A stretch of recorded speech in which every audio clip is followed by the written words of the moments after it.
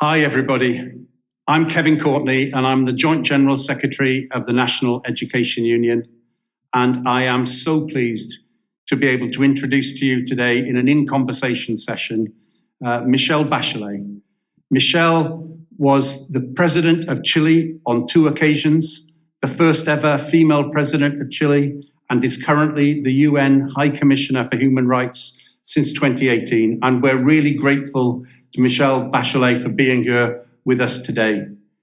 During her 2 terms of office as the President of Chile, she fought for human rights for everyone, but particularly for those that are most vulnerable. And in her 2 terms of office, some achievements that really stand out for us: the progressive reforms in education, tax reform, the creation of the National Institute for Human Rights, and the Museum of Memory and Human Rights. Those achievements stand out. Now, Michelle Bachelet has recently pledged to be a gender champion in her new role as UN Commissioner of Human Rights, where she has a huge platform and can speak out for gender equality and women's and girls' rights in many international fora. So we're really grateful to you, Michelle, for giving us this time today at the NEU's International Solidarity Conference. We're really pleased to be here with you. And we've got a few questions that we'd like to put to you. Thank you, Kevin. Happy to be here. Happy to be here. Thank you very much. And my first question to you is, the past year must have been an enormously challenging time for you and your office, when COVID-19 has laid bare inequalities that existed previously, but have been shown up all the more by COVID-19, including gender inequality. It's opened new fractures in human rights. So what are your reflections on these last 12 months and the human rights implications of the COVID-19 crisis? I would say something that I shouldn't say at the outset, I should say at the beginning, but I think one of the biggest lessons is that if we are able to look after we, if I would say, defeat COVID-19, if we look backwards, the main thing I would say we cannot go back to normality, because that normality was awful for the people who are suffering the biggest grievances with the impact of the COVID-19. Because as you just said, inequalities were in the world much before the pandemic came. And what the pandemic did was, on one hand, laid bare those inequalities and aggravated them. Because unfortunately, the virus can affect everyone, but impacts disproportionately those who have been systematically discriminated and marginalized. So, and we have seen that it affects particularly women and children and girls. I'm telling this because we need to learn the lessons, and we need to not only understand that we cannot go back to that world with those many inequalities. We cannot go back to a world that felt that education or health is a cost, and don't understand that it is an investment, because there was a lack of preparedness even on the most developed countries to respond to this crisis, not only the health crisis, but mainly the health crisis, but afterwards, lack of preparedness to respond to the social and economic consequences of the crisis as well, in terms of children's abilities and getting children to school, getting out children of child marriage and forced marriage, in terms of gender equality as well. So I think we need to respond thinking on a new political system, because I think also democracy has not delivered to the level of people expecting what democracy has to deliver for them in terms of their access to health, education, employment with good condition, dignified employment, etc., etc. We need an economy that's sustainable, more inclusive, and greener. I know that maybe I should say that at the end, but I wanted not to forget to say it, because if we keep doing the same things as before and doing business as usual, we're going to have other pandemic. I mean, everything you've said there matters so much to people on this call at this conference today. And, you know, if we had less inequality at the beginning of this crisis, things might have been better. Exactly. We want to have less inequality coming out of it. But how much of a concern do you have that actually during the pandemic, that gender inequality will actually have widened, and that will have impacted on disproportionately on more marginalized groups, that it'll actually be worse? It concerns me a lot because we have seen many different forms of increasing and widening the gap between women and men, girls and boys in many different areas. And I think probably in the education level, I don't know if in the UK, but maybe in the most vulnerable and marginalized people in the UK as well. But we see that, as I said before, it has been very challenging on hard-won gains on gender equality. We have seen from women and girls not having access to sexual and reproductive health services, and including maternal health care, have been disrupted because in many countries, much more of without a big fiscal space, they have diverted money to respond to the crisis in terms of trying to improve the healthcare quality, or to have ventilators, or to have PPE for the workers.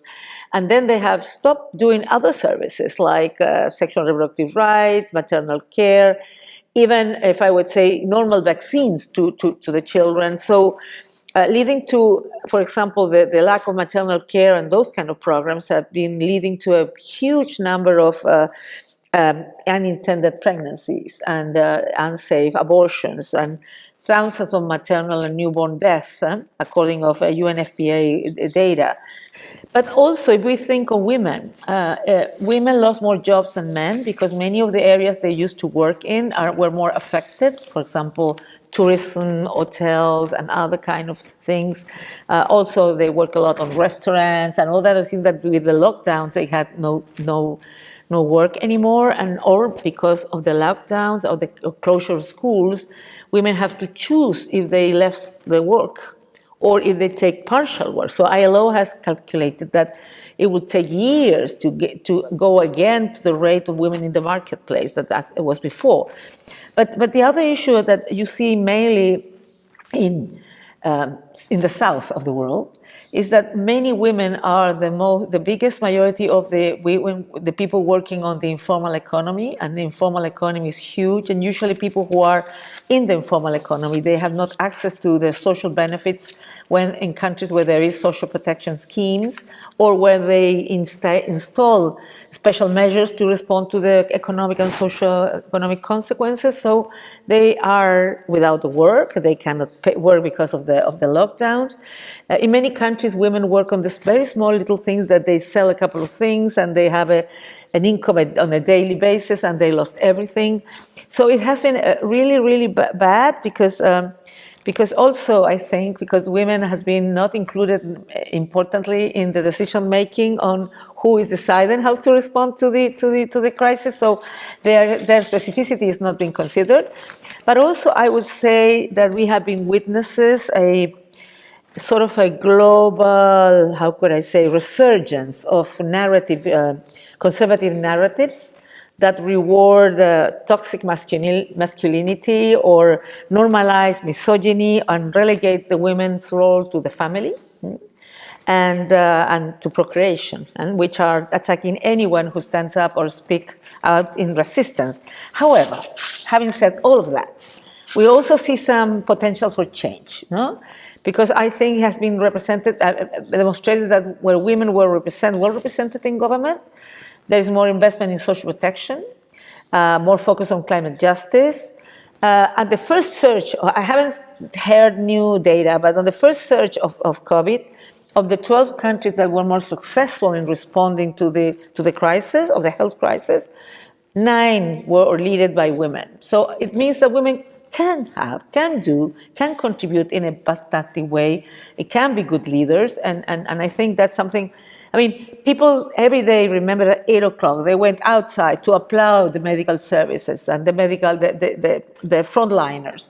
And the majority of the frontliners are women in health. 80% of the nurses of the world are women, but of course a lot of doctors.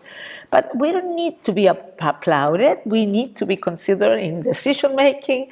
We need to be represented in a full way, participating in decisions. And I think also from a different perspective, having been young women in the past, Women in peace talks are also very important because are linked to more durable solutions. Because are also in the private sector, more women in leadership positions do better business performance. And during the last crisis, that was demonstrated. So I think that on the one hand, many of the hard-won gains have been lost, and it will take time, and it will need political will and leadership to do that. But on the other hand, there are opportunities. And I hope when we're discussing, we cannot back to normality. We need to do much better. We need to include the gender perspective as well. I think it's so good that we've got a UN High Commissioner for Human Rights with your record in fighting for women's rights in Chile and able to speak out and see that there's a challenge and that there's a way forward. But can I ask you a different question? At the start of the pandemic, you called on governments to review international sanctions because of their potential effects on health and human rights during the pandemic. What are your thoughts on the wider relationship between sanctions that some governments take against others and human rights? Well, I think that, first of all, no country can effectively combat this pandemic by its own. It needs global cooperation, and that's why it's so important, the International Solidarity Conference that you are developing. We need to act with solidarity, with cooperation, and with care. And this is what the last year Secretary General Antonio Guterres called upon world leaders to waive restrictions on food and medicines that were affecting the world's most vulnerable economies. And as you say, I have called for easing the sanctions or postponing the sanctions to enable medical systems to fight COVID-19 and limit global contagion due to the negative impacts on sanctions on several countries. I believe that unilateral sanctions have the potential to exacerbate the impact of the pandemic and harm populations in targeted countries. But anyway, I do think that unilateral sanctions should be suspended at least, because they cannot use their revenues or foreign exchanges because to import those essential equipment and supply from international markets. And I think humanitarian exemptions to sanctions should be authorized for essential medical equipment and supplies to avoid the collapse of any national health care. But on the other hand, when I've spoken to countries who do put sanctions on other countries, they tell me, no, but medical equipment, etc., is out of that. But the thing is, when a country that is under sanctions tries to go to a bank to get the money to buy certain equipment, there is an over-compliance of the financial sector. So if even it says that it should not include those kind of things, they have the fear that if they do it, they will come under, all the punishment that those sanctions include for everyone who agrees to work with those countries. So I think that in reality, sanctions can be really damaging for human rights of people, in particular human rights of health and food and education. I think we should all hope that people understand that this pandemic shows that none of us are safe unless all of us are safe. Exactly. Obviously, one of the main concerns for us as an education union is children's right to access high-quality education. And before the pandemic, there were 258 million children out of school pre-pandemic. What do you think, what's your assessment of the current state of children's rights to education worldwide? Well, I think the pandemic has created the greatest disruption to education system in the history. Large-scale school closures have affected nearly 1.6 billion learners in more than 190 countries worldwide.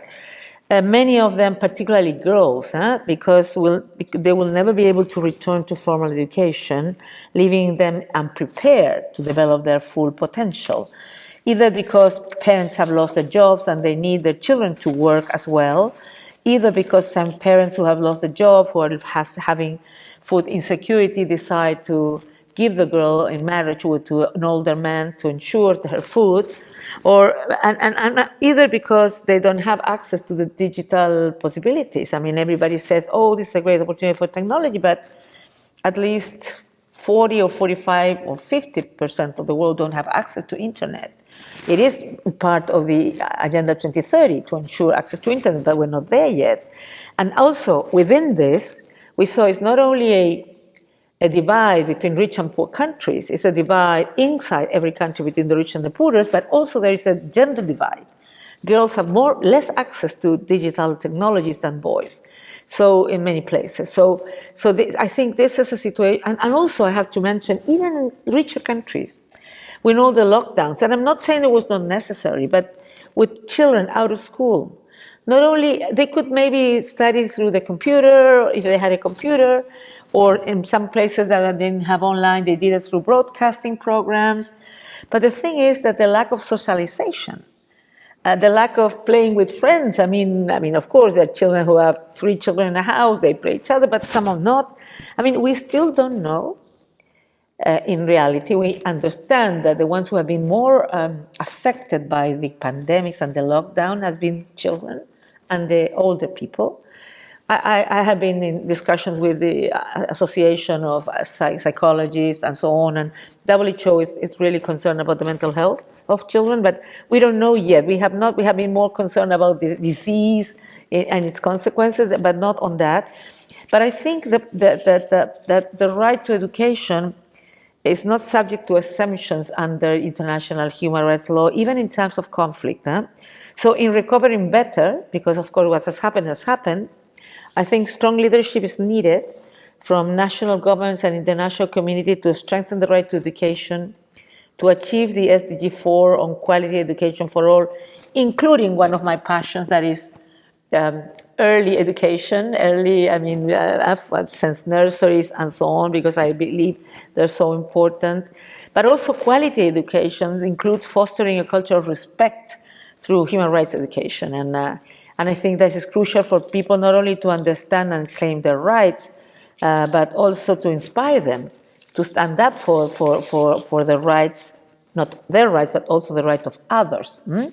Particularly at this time when equality and social cohesion are further threatened by the pandemic. So I think education has to be very, very much in the thoughts of who are working on thinking on what can work better and building back better at the aftermath of the health crisis. Thank you. One of the workshops we have at our conference is going to be around SDG 4. So that's really important to us. Another vital matter for members of my union and for the children they teach is the climate emergency. Yeah. And gone off the news agenda a bit because of COVID, but we know that the changes that are coming will hit and are already hitting marginalized, dispossessed communities even harder and even faster. Already seriously impacting on children's access to education, as well as we know directly from children we've had over from Kenya. How do you see the climate change emergency impacting human rights, both now and on into the future? Well, Kevin, the first thing I want to tell you that I was in the last COP in Madrid, and I was participating in the medical school on a big university there, and I had to do a presentation on climate change, human rights, and health. And for me, it was surprising that it was in the medical school, so full of doctors, nurses, etc., and they didn't see the linkage. They were surprised to hear to me. I mean, and I've been in other places where they don't see the linkage between climate change and human rights. Because probably people always think on human rights only on the traditional human rights, political, civic space, and of course it has had an impact because many governments has used as an excuse COVID-19 to restrict freedoms, to restrict civic space, to restrict participation. But I think climate change is one of the gravest threats to human rights that the world faces today. Because there are so many negative impacts of climate change that the increasing, for example, intensity of and frequency of extreme weather events, sea level rise, heat waves, glacier melt, droughts and other adverse effects of climate change are massive.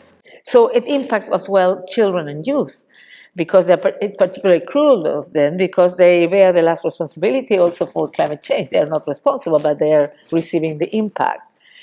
But I think, on the other hand, nonetheless, there has been a very important movement on children and youth in being aware and calling leaders to take all the and not only leaders, because we all have to change patterns of consumption. We have to understand what is needed, and I think youth have been very active in speaking up on this issue, and I think that they should be at the front line. I mean, not only them, all of us, but they should inspire us all as a guiding principle for climate action. But now we know that it's not only about climate change, because there are some other elements that are so linked, as I said before. Climate change, of course, pollution, and so the right to a healthy environment is very important. I mean, the number of millions of people who die every year because of a highly polluted environment, internally at homes and externally at the streets. But also we need to ensure that in the discussions for the biodiversity framework, there will be an important push in the direction of a respect for biodiversity and a respect for nature. And we also have this COP in Glasgow this year, that I don't know if it will be virtual, hybrid, or presential, however it is, that we hope that this will be very important to advance on what we do next. And also, I think an equitable climate action regime will ensure that climate action will benefit the most marginalized first, and also in line with the 2030 agenda to leave no one behind. And I think that the COP26 offers a critical opportunity to advance an inclusive, equitable, and rights-based climate action. So we're also working very strongly with the UN FCCC. That's the parties on the road to COP26, and advocating, among other things, on higher climate change mitigation ambition, more effective participation of observers, particularly including children and youth, and of course integrating human rights in the rules for international cooperation on climate action. Let's hope it works. Let's hope so. I mean, I think members of my union want to be able to teach much more about climate change, and also to recognise that it's the children who are the teachers and who are giving us the lead. Well, you know what we did? We did at school, we included in the curriculum something on climate change. But also in many schools there was, because teachers were really aware of it, they were preparing, not only, I'm talking about public schools in poor neighborhoods, they were putting trees, they were planting food, they were putting grass on the roof. I mean, they were trying not only to speak about it, but to give them an activity that will make them come home and speak at home on what needs to be done, because that's what we need. That children are great drivers, if I may say, of family action as well, or could be at least. In many situations of conflict around the world, it's often children's teachers who are targeted for violence and oppression, according to things that we see. Our colleagues in Colombia, FECODI, the Federation of Colombian Teachers, they tell us that more than 30 teachers have been murdered, assassinated since the start of 2018. Why do you think teachers are often targeted by human rights abusers? Well, I think because many teachers are social activists, if I may say. They are bringing issues and themes that are important, that many times they can be part of a teacher union, but they also be part of workers' union, and they can be activists on social issues, not only on education. As a matter of fact, the head of the Chilean trade union, the federation, if I may say, is a teacher, Barbara Figueroa. So you do have teachers who can play very important roles, not only teaching the children, but also trying to mobilize the community on issues that are important for everyone, or be activists in many different issues. And I'm really concerned about the recent escalation of violence in Colombia, and we have been calling that some progress has been made, but it needs more dialogue. Dialogue is needed to try to understand the position of each other and to try to find ways of solving this. And of course, if there has been death, it has been excessive use of force, these officials that have done that have to be held accountable. They had to be the perpetrators of violence. But in other places, we have seen something a little bit different. As in Myanmar, for example, teachers have decided not to do schools because they don't want to support the junta. So they have been demonstrating at the streets. And of course, they have fired like 800,000 teachers and something like that. And that will affect dramatically the children. But they have felt that they need to say to everyone that democracy is what they want. They need to restore democracy. So yes, teachers can be affected by political issues because they are activists, but I do believe that everyone has the right to speak out. Everyone should have the right of freedom of expression and freedom of peaceful assembly, etc. Thank you. Two of our other workshops today are on Colombia and on the situation in Myanmar and around the Rohingya. The UN Declaration of Human Rights asserts that everyone has the right to form and join a trades union, as well as the right to just and favourable working conditions. Do you have concerns about how this right is actually being realised around the world?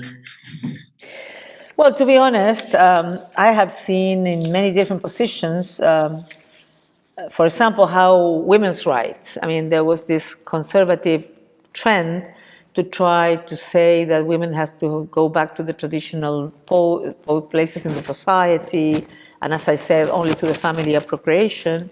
Before COVID-19, I saw that very strongly. Huh? And also the perception that normality was okay, was good. Huh? That's how the world is, and that's not like that. It shouldn't be like that. The Universal Declaration of Human Rights was possible after 2 world wars. What made leaders realize that unless we were able to develop sort of a certain number of principles that should be respected by everyone, we could have again a new war, or we could not coexist in peace.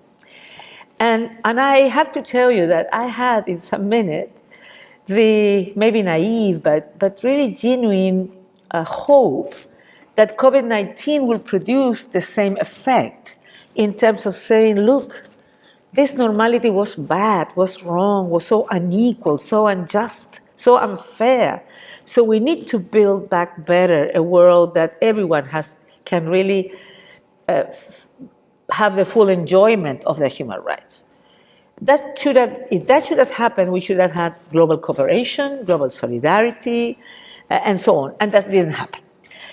There has been discussions, of course, in certain think tanks and different places, and many webinars that everybody says, yes, it's true, but I'm not sure if there's so much clarity until now. And yes, I think human rights are not fully realized. I mean, there are lots of people who go out to bed, without a house, without water. We tell everyone, wash your hands. I mean, the number of millions of people who don't have clean water, who don't have sanitation is so big, so big. So when you see all those inequalities, I mean, of course, human rights are not being realized around the world. When you see even a woman without work, and you see that face an unacceptable gender gap of a pay gap of 23%, higher rates of unemployment, even before COVID-19, or forced into more precarious jobs, so I think it's necessary to have more women in the trade unions, I have to say, and beyond, and design a world of work where women benefit and contribute on equal basis with men, enjoying job security, equal pay, decent work conditions, respect and freedom from violence, and access to the right skills and training and support for their caring responsibility. I tried to do that because when I was a candidate, I say, why should I have less salary because I'm a female president than a male president? But it was much more complicated because we needed to change the constitution. So then we tried to change the constitution. But of course, the current government did not move forward the constitution that I changed, but that I sent to parliament. But now, in Chile, there was this huge mobilization for a new constitution. We have just voted at the beginning of the year for the new constituents, and with parity. 50% should be women and men, and the majority are people, young people. So I hope it's a great opportunity to ensure that this discrimination doesn't exist anymore, among other situations. We really agree with you about the role of women in trades unions. We've taken some steps in the NEU of having at least 50% women on our national executive. And at our conference, at least 50% of the speakers are women. We want to do better than that, but we're taking some steps in the direction that you're talking about. High Commissioner, we're coming to the end of this discussion. So my final question to you, what is your message to the trades unionists and international activists watching this discussion and who are committed to championing human rights around the world? Well, I would say, please don't give up. I think your tireless activism and advocacy are more important than ever in the COVID-19 era, because 820 million people go hungry every day. 135 million more people are facing imminent hunger, and 1.3 billion children are not covered by any social protection scheme. Inequality, xenophobia, and nationalism are on the rise, and unemployment, exploitation, and working poverty are surging so much, and hard-won achievement in gender equality are under attack. So I will call on trade unionists, women and men, to gather your strength and continue to battle for social justice, always, but of course, in particular in the COVID-19 recovery, in a wake of a necessary transition to a green and sustainable economy. I think your support will be vital to ensure that states' responses go in the right direction to the health crisis, but also to the economic and social crisis as well. And they become strong drivers of inclusive economic growth, job creation and poverty eradication, and of course, all of those who perpetuate inequalities and discrimination and power imbalances. On the other hand, the 2030 Agenda is a manifesto that is grounded on human rights and labor rights, with decent work at its very core, and the challenges ahead are many, and I believe whether we can overcome them by working in close partnership and ensure the COVID-19 recovery becomes an opportunity to achieve the world we want or we dream, where no one is left behind. So I think we need to revitalize the spirit of solidarity of the Human Rights Declaration, Universal Declaration, including through building a new social contract, because clearly the social contract that we had in the past is broken. So we need a new social contract and probably a new global deal as well. A social and international order that enables human rights and fundamental freedoms for all people everywhere. So recalling that all people are born equal in dignity and rights and are entitled to a spirit of solidarity from the rest of the humanity, I would say. High Commissioner, on behalf of the National Education Union, it's nearly 500,000 members. I want to say it's been a really great pleasure to have you at this conference and to hear your insights and your messages. And I know that they will be inspirational. They will inspire further efforts from everyone at this conference today and beyond it. So thank you very much indeed for being with us. And I wish you a big success in your international conference. All the best. And I hope global solidarity and global cooperation comes strong. And more power to you as well. Thank you very much. Thank you. Bye-bye.